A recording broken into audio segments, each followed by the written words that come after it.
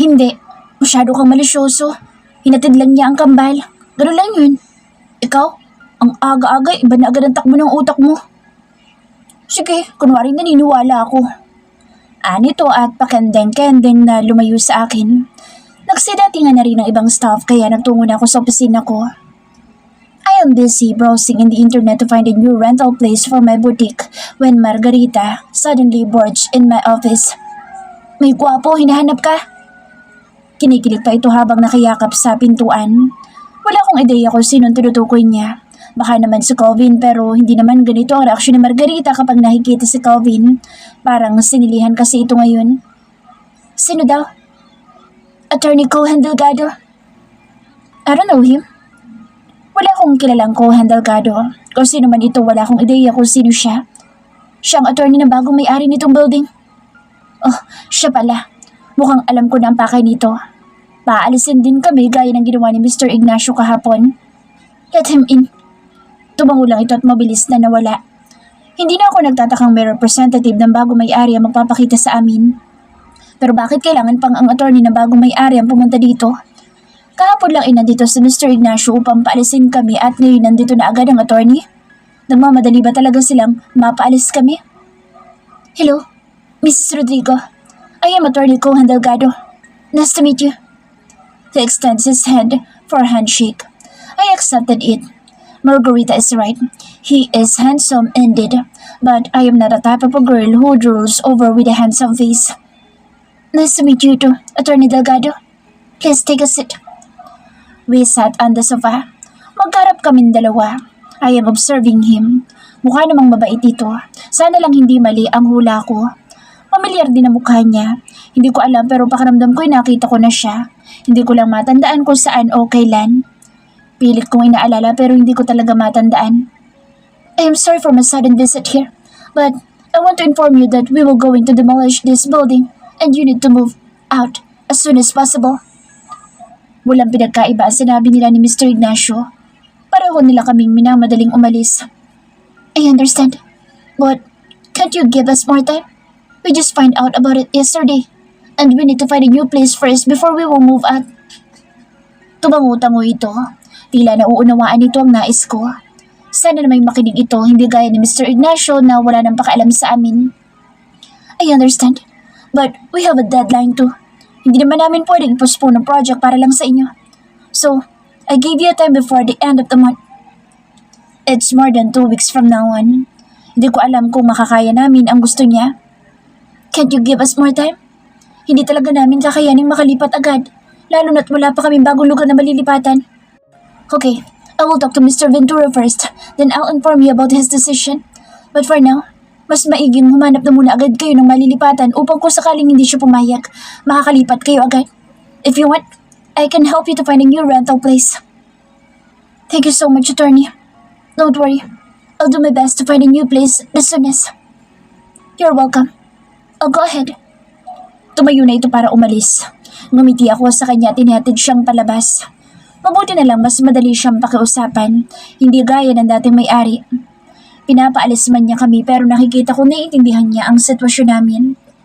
Matapos makaalis na Attorney Delgado ay bumalik ako sa paghahanap ng bagong rental space sa internet pero wala akong mahanap. I even tried to post in my social media account that I am searching for a new rental space. Sana lang talaga makahanap agad ako ng malilipatan at nang makalipat na agad kami at nang hindi na ako namomroblema pa. Ilang kakilala na ang tinawagan ko upang kontakin kung sakaling may alam silang pwede kong upahan. Pero kung may alaman sila maliit o kaya naman ay hindi maganda ang pwesto nito, meron ding sobrang taas ng rental fee. Nalulumong napasandal ako sa upuan ko. Sumasakit na ang ulo ko sa kakaisip kung paano kami makakahanap ng bagong lugar na uupahan. Biglang bumukas ang pinto at inilungan noon si Margarita na may dalang tray ng pagkain. Mag-lunch ka muna. Kumain ka muna ng magkalaman naman yung tiyan mo. Alam kong busy kang masyado pero huwag kang magpaka-stress na masyado at huwag mo rin kalimutang kumain sa tamang oras. Baka mami, magkasakit ka naman. Inilapag nito ang dalang pagkain sa mesa ko. Tumingin ako sa relo ko. Alauna na pala ng hapon. Hindi ko na malaya dahil sobrang abala ko. Tumingin ako sa dala niyang pagkain. Saka ko palang naramdaman ng gutom. We need to find a new place as soon as possible. Huwag kang mag-alala, naghahanap na rin ako. Yun bang attorney na pumunta dito kanina? Anong sinabi? Tumingin ako sa kanya. Nag-aabang siya sa magiging sagot ko. Like what Mr. Ignacio said, pareho lang sila ng sinabi. Siguro kailangan ko lumabas bukas. Maghanap ako ng commercial space. Bakit kasi biglaan na lahat ng ito? Tayo tuloy nahihirapan. Hindi ko maiwasang maasar. Dapat nagtatrabaho ako ngayon pero abala ako sa kakahanap ng bagong rental space. Sayang, gwapo pa naman yun. Pero kabilang na siya sa enemy list ko. Maayos lang din palang dala niya. Usama sila ng landlord natin walang konsiderasyon. Nakasimangot na ito. I look at her and she look at me back. Tapos sabay kaming napabuntong hininga. Pero wala kaming oras para tumunganga ngayon kaya lumabas din ako agad sa opisina ko at ako naman ay kumain muna bago muling bumalik sa ginagawa ko. Subsob ako sa trabaho nang muling bumukas ang pinto ng opisina ko. Napangiti ako nang makita ko kung sinang dumating. Tila nawala bigla ang nararamdaman kong pagod. Mommy! Ryan happily screams my name as he entered my office. Kasunod niya sina Ryle na seryoso ang muka at si Calvin na todo naman ang ngiti. Tumayo ako para salubungin sila. Baby, I hug and kiss him as well as Ryle. They are my treasure, my stress reliever. Nakangiting bumaling ako kay Calvin. Thank you. You're always welcome. Hindi ka ba talaga naabala? Alam ko madami kang trabaho tapos ginawa ka lang driver ng dalawang iyan. Tukol ko sa kambal na ngayon ay nakaupo na sa sofa habang may kinakalikot sa cellphone na hawak ni Ryle. I am not really busy. There is a big project pero hindi pa namin nasisimulan. I am also worried about you.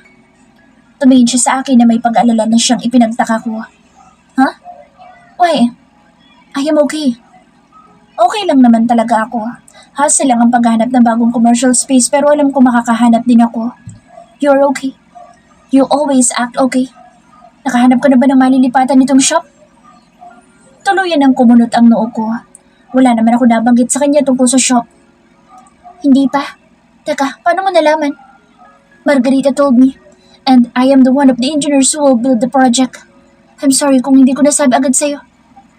You mean, ito ang malaking project mo na hindi pa nasasimulan? Tumango ito. Tila nag-aalangan pa ito habang nakatingin sa akin. Sorry, si Dad ang nakapag-negotiate sa proyekto. Huli na nang malaman ko. It's okay, wala kang kasalanan. Wala naman talaga siyang kasalanan kaya hindi niya dapat na mag-sorry. Hindi naman siya ang nagbenta or magdademolish nitong building. Sa katrabaho niya iyon kaya naintindihan ko. Hindi niya na ako dapat na alalahanin. Kaya ko solusyonan ang problema ko. If you need my help to find a new place, just tell me. Umiling ako. Ayoko nang makaabala pa sa kanya ng gusto. Alam kong willing niya akong tulungan palagi pero ayokong umasa sa kanya. I don't want to take him for granted. Nakakahiya. Salamat pero huwag ka mag-alala. Kaya ko na yun. He holds my hand. Naiilang ako sa ginawa niya pero hindi ko magawang bawiin ang kamay ko na hawak niya. Gusto kita, kaya hindi ko mapigilang mag-alala. Tumingin siya sa akin na puno ng damdamin. Inilihis ko ang tingin ko sa kanya bago binawi ang kamay kong hawak niya. Alam ko na iyon pero hindi ko pa rin naasahang tuwing nagtatapat siya sa akin ng nararamdaman niya. Naiilang ako. Ngumiti ako ng alanganin. Inalis ko muna ang bara sa lalamunan ko bago nagsalita. Salamat pero alam mo naman na nakaibigan lang ang turing mo sa akin. Alam ko, Heaven. Pero hayaan mo lang ako na mahalin ka. Calvin. May tumikim-tikim kaya napatingin kami sa gawin ng kambal. Masama ang tingin ng kambal kay Calvin. Tila ba may nakita ang mga ito na hindi nila nagustuhan. Nakakrus pa ang parehong mga braso ng mga ito. It's okay, Ryan. He was rejected. Ani Ryle at muling naupo pero hindi nito inalis ang tingin kay Calvin. I told you that you have no chance. Naiiling na sabi ni Ryan pero hindi rin nawawala ang masamang tingin nito kay Calvin. But I don't like the way you hold my mom's hand. You're touching Dad's property. You thief! Ryan! Saway ko sa anak ko. Medyo nagiging bastos na kasi ito. I can't reciprocate Calvin's feelings but I don't want him to be mocked by my kids. Alam kong bata pa ang mga anak ko pero dapat matutunan na nilang rumispeto. Kahit ayaw nila kay Calvin, ayoko naman magsalita ito ng masama dito. Sumimangot si Ryan at nagdadabog na naupo sa kalapit ni Ryle. May ibinulong dito si Rel na dahilan para mapalabi ito at inirapan si Calvin. Pasensya ka na. It's okay. I understand. They are just protected towards you. Nakangiti pa rin ito. I won't touch her again. But remember, we have a deal. Baling nito kay Ryan. Sinimangutan lang naman siya ng anak ko bago umiwas ng tingin. Anong deal? Secret? Napairap ako sa kanya. Mukhang may sekreto talaga sila na ayaw sabihin sa akin. Kung ano man iyon, hindi ko na siya kukulitin na sabihin sa akin. Malalaman ko din iyon. Malakas na bumukas muli ang pinto. Iniluwa noon sa Margarita na tila hindi mapakali. Heaven, someone is looking for you. Gwapo ulit. I mean, mas gwapo to. Oh my, umuulan ng mga gwapo ngayong araw. Tila kinikilig na naman ito. Sino naman kaya tinutukoy nito ngayon? Sabay kami napatingin sa kanya. Pero mas natuon ang atensyon ko sa lalaki nasa likuran niya. Tila biglang tumigil ang ikot ng mundo ko. Parang gustong tumalo ng puso ko sa bilis ng tibok nito. Hindi ko alam kung tatakbo o magtatago ba ako. Hindi ako makagalaw sa pagkakatayo ko. Tila napako ang mga paa ko. It's hard not to notice how he walks like a boss. His attractive face is like an eye magnet. Despite his blank expression, he appears to be a good descendant from Mount Olympus, a god who is about to conquer my sanity. Napalunok ako na magtama ang mga mata naming dalawa. Ito na ang katapusan ko. Nasa harap ko na ang lalaking pinagtataguan ko. Hello, wife. I detect danger in his aura as he smiles. Wait, what? Wife? I look at him with wide eyes. What is he talking about? Tila nabingi ako sa sinabi niya. Tinuturo ko sa sarili ko. Excuse me? Ako ba tinutukoy mo? I am not your wife. I am glad that I didn't stammer when I said that. You are Heaven Rodrigo, right? Wala sa sariling tumango ako. Then, you are my wife. What the heck is going on? Since when I became your Heaven's husband? Nakangangang tanong ni Margarita na nagpalipat-lipat ang tingin sa amin dalawa. Mariin akong umiling habang si Rafael na may tumango. Masisiraan yata ako ng ulo ngayong araw. Ano bang nangyayari? Bakit nandito siya at pinipilit na asawa ko siya? Daddy? Ryan exclaimed. He is smiling wildly. Patakbo siyang yumakap kay Rafael. Baka sa mukha niya ang tuwa. Habang mataman lang namang nakatingin si Ryle dito, tila inaalisan nito ang bagong dating na lalaki. Inagaw ko naman sa kanya si Ryan. Ayaw pang bumitaw ng una ni Ryan pero inalis ko mismo ang mga kamay nitong nakakapit kay Rafael. No son, he's not your dad. But mom, he called you wife, so he's my dad. Giit nito pero umiling ako. Paano ko ba ito paliliwanag? Bakit ba kasi bigla na lang sumulpot ang isang ito tatawagin akong asawa niya? Nababaliw na ba siya? Hindi ko natandaang nagpakasal ako sa kanya. Naguguluhan ako ng husto. Hindi ko alam kung sino uunahin ko. Ang magpaliwanag ba sa anak ko o ang kausapin ng lalaki nasa harapan ko? Todo ang kabang nararamdaman ko ngayon. Medyo nanginginig ang mga tuhod ko at pinilit kong tatagan ang tayo ko upang hindi ako mabuwal. Hindi ako handa sa muling pagkikita namin pero mas hindi ko inaasahan ang sinabi niya. Nasa harapan ko na siya ngayon at wala na akong choice kundi ang harapin siya. Ang problema lang, hindi lang kaming dalawa ang nasa loob ng kwartong kinaroroonan namin. Nandito pa ang kambal at nasaksihan na nangyari. Hindi ko tuloy alam kung ano ba ang dapat kong gawin. Nag-aalala ako para sa mga anak ko pero kinakabahan ako sa presensya ni Rafael sa harapan ko. Hinarap ko siya. Pilit kong pinatatatag ang pagkakatayo ko. Ayoko makita niya na hindi ako kalmado. Kahit na ang totoo'y nilalamig pati ang mga kamay ko. I am sorry, mister. But I don't know you. Mas lalong hindi ako ang asawa mo. May diin ang bawat salitang binitawan ko. Sana'y sapat na iyon para maunawaan niyang hindi siya welcome at wala akong alam sa sinasabi niya. If I need to act that I don't know him, I will. Hindi naman talaga namin personal na kilalang isa't isa at imposibleng natatandaan pa niya ako ngayong mahigit 6 na taon na buhat nang ipakilala ko sa kanya ni Mean. Hindi siya ang tipo ng tao na pagtutuunan ng pansin ng isang gaya ko. Kaya alam ko imposibleng natatandaan pa niya ako. Ang tagal na panahon kong nagtago at nanahimik tapos bigla na lang siyang susulpot para ideklarang asawa niya ako. Alam kong may nangyari sa amin dalawa. Hindi lang isang beses kundi 2 pa pero wala naman akong natatandaan na nagpakasal ako sa kanya. At sa palagay ko, hindi naman niya alam na ako ang babaeng kasama niya. Maliban na lang sa huling nangyari. Hindi ako sigurado dahil wala akong natatandaan. Wala expression, tumingin lang siya sa akin pero biglang dumilim ang mukha niya nang mapadako ang tingin sa katabi ko. Si Calvin, nandito pa nga pala siya. Biglang naningkit ang mga mata nito habang kunot ang noo. I am not here to joke around. Heaven, we are married and you are my wife. So the guy behind you should learn how to keep distance. Umigting ang kanyang mga panga na lalong nagpadipin na dito. I am sorry. Like I've said, I don't know you and I am not your wife. Muli ay giit ko. He is Mean's boyfriend, not my husband, kaya dapat kay Mean niya sinasabi mga bagay na iyon at hindi sa akin. You heard her. Whoever you are, you can leave now. Hindi mo pwedeng ako yung asawa mo, isang taong hindi ka naman kilala. It's Calvin. Masama na din ang tingin nito sa lalaking bagong dating. Lumapit si Calvin sa likod ko pero nagulat ako nang hilahin ni Rafael ang kamay ko dahilan para mapasiksik kami ni Ryan sa dibdib niya. Karga-karga ko pa si Ryan na ngayon ay nakakapit na sa leeg niya. He smiled to my child pero muling dumilim ang mukha nito nang umarap kay Calvin. Ang bilis mag-switch ng expression nito. I don't care who you are, but listen, I am her husband and we are married. Do you want me to show you your marriage certificate?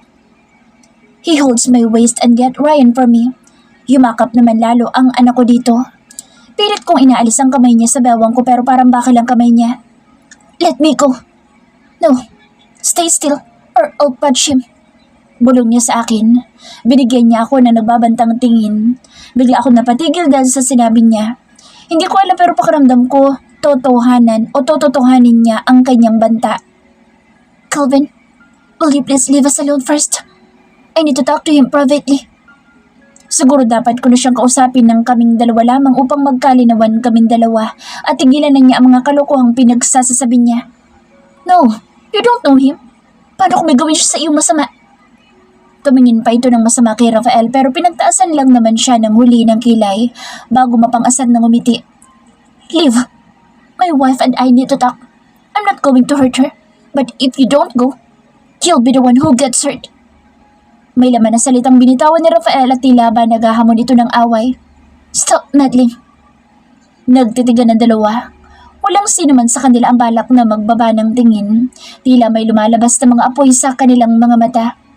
Please, Calvin, I can handle this. Pakiusap ko. Tumingin siya sa akin. Nakikiusap na tumingin ako sa kanya. Napipilitang tumango ito. Kailangan niya muna umalis upang makausap ko na masansinan si Rafael. Dahil kung nandito siya baka mag-away pa silang dalawa base sa mga tingin ibinabato nila sa isa't isa. Anumang oras parang handa na nilang sakta ng isa't isa. Hindi ko alam pero ramdam ko sa diin ang hawak ni Rafael sa bewang ko ang tinitimpin niyang galit. At ayoko naman na mag-away sila dito lalo na't nandito ang mga anak ko. Lagi kong hinihiling na sana hindi na muling magtagpo ang landas namin pero ito na mismo ang nagdala sa sarili sa harapan ko. Kaya paano ko pa matatakasan ang isang ito? Wala na akong choice kundi ang harapin siya. Hindi ko lang inaasahan na sa ganitong paraan kami muling magkikita. At may dala pa siyang pasabog na hindi ko naman alam kung totoo ba o pinaglololo ko lang niya ako.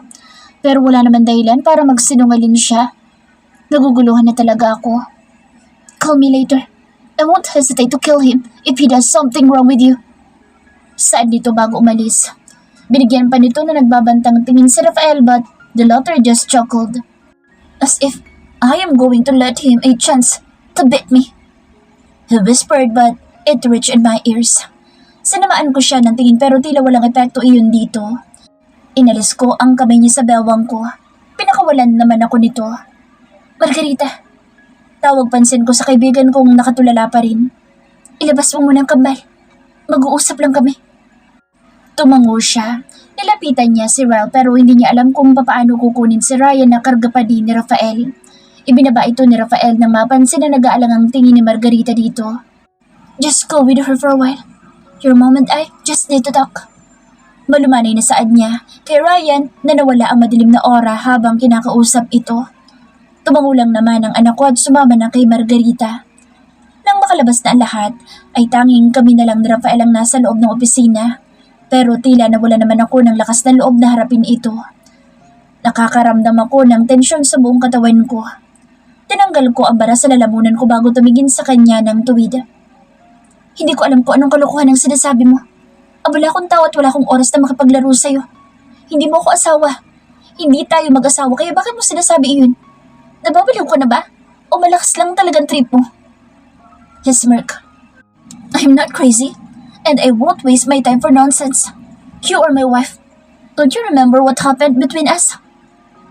He even leaned closer to meet na paatras naman ako. Ramdam ko ang biglang pag-iinit ng pisngi ko magyampo ng tenga ko dahil sa tanong niya.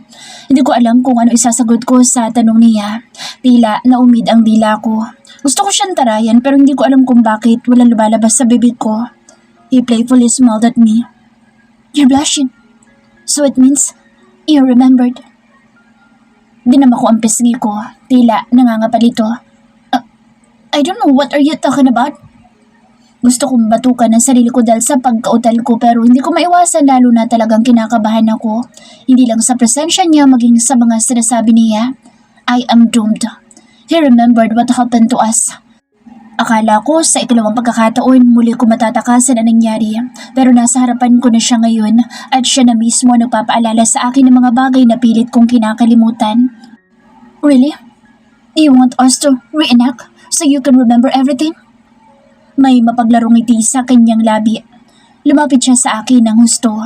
Kulang na lang maduling ako sa sobrang lapit ng mukha niya. Kung pwede sanang bumuka, ang kinatatayuan ko't lamunin ako, magpapasalamat pa ako. Itinula ko siya palayo. He is teasing me at hindi ako natutuwa. Para bang nasisiyahan siya na nakikita niya akong naiilang sa kanya. Tinakpan ko ng mataray na mukha ang nararamdaman ko. Re-knock your face. Wala akong oras na makipaglokohan sa'yo. Why are you here? Ano ba talaga ipinunta mo dito? Sinubukan kong ilihis ang usapan. Pakiramdam ko kasi sasabog na ang puso ko sa sobrang bilis ng tibok nito. Idagdag pa ang nagiinit kong pisngi. He is bad news for me. A trouble na dapat kong iwasan pero paano ko gagawin iyon? I shouldn't be here now. I am too busy, but I don't like the guy. He is trying to trespass in my territory and I am very territorial man. I don't want others to touch what is mine. Hindi ko alam ang pinagsasasabi mo. Makakaalis ka na. Pagtataboy ko dito. I don't care if he is territorial, but I am not his property kaya wala siyang karapatan na diktahan ako o ang mga tao nasa paligid ko. Sino ba siya sa akala niya? Gusto kong mawala na siya sa paningin ko sa mas lalong madaling panahon. Pero imbes na umalis, kinorner pa niya ako. Nakasandal ako ngayon sa table ko habang nasa magkabilang side ko ang mga braso niya. Masyado siyang malapit. I can even smell his scent. Magyang mainit niyang hiningay tumatama sa pisngi ko. Remember this. You are already my wife. No one can steal you from me. He looks at me intently. Parang hinihigop ako sa mga tingin niya. Pinatapang ko ang mukha ko. Stop saying that I am your wife dahil wala ko natatandaan na nagpakasal tayo. Hindi kita kilala. Bigla ka nalang susulpot dito sa opisina ko at aangkinin ako bilang asawa mo.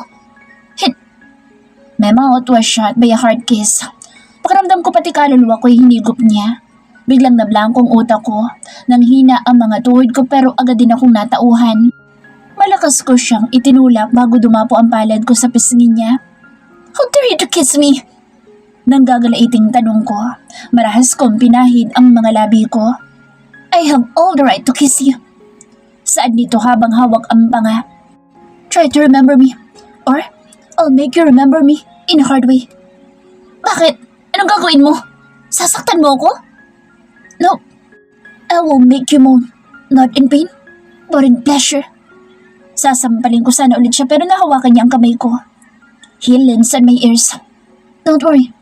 Next time, when we do it, I'll make sure that you're not drunk so you can remember it. Inagaw ko ang kamay ko sa kanya bago matalim siyang tiningnan. Siguro nga may nangyari sa ating dalawa. Pero yun lang yun.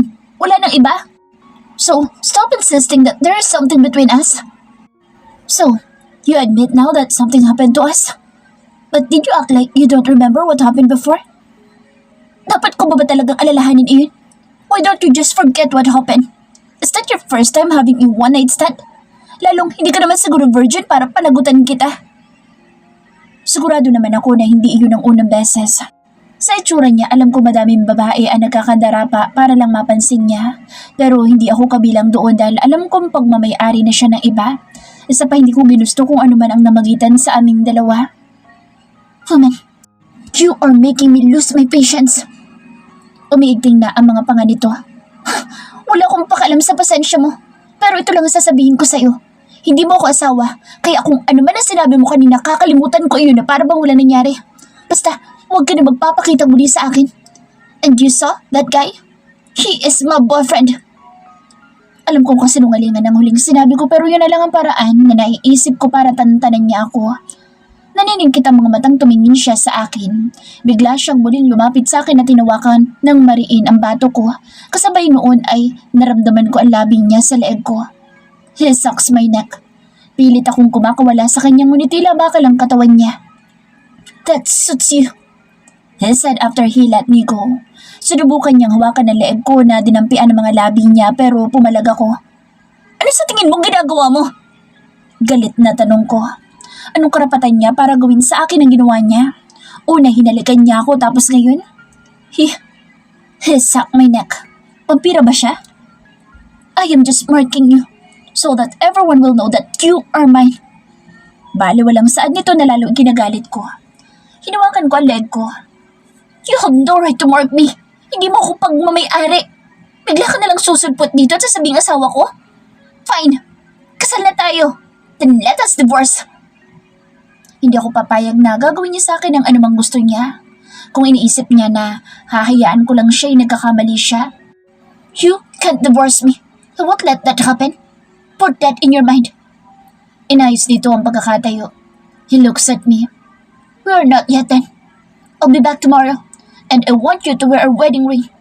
Maybe that will help you to remember everything. He said before he finally left. Nangihinang napaupo ako. What was happened? Tila biglang naging roller coaster ang lahat. His sudden appearance and claiming me as his wife is really bothering me now. Why? How? Ano bang kabaliwan ang pinagsasasabi niya? Bigla niyang ginulo ang nananahimik kong buhay. Singsing. Naalala ko ang singsing na suot ko nang magising ako. Yun ba ang tinutukoy niya? Kung ganoon may posibilidad ba na kasal na talaga kaming dalawa at ang singsing na iyon ang patunay? Tinampal-tampal ko ang noo ko. Bakit ba hindi ko maalala ang mga nangyari ng gabing iyon? Kung talagang kasal na kami ni Rafael, hindi ko alam ang gagawin ko. Pero kung hindi naman iyon totoo, anong motibo niya para sabihin iyon? Siya ang taong seryoso sa buhay kaya imposible na nagbibiro lamang siya. Hindi siya mag-aaksaya ng oras upang puntahan ako kung hindi siya nagsasabi ng totoo. Pero paano? Ano na naman bang nagawa ko?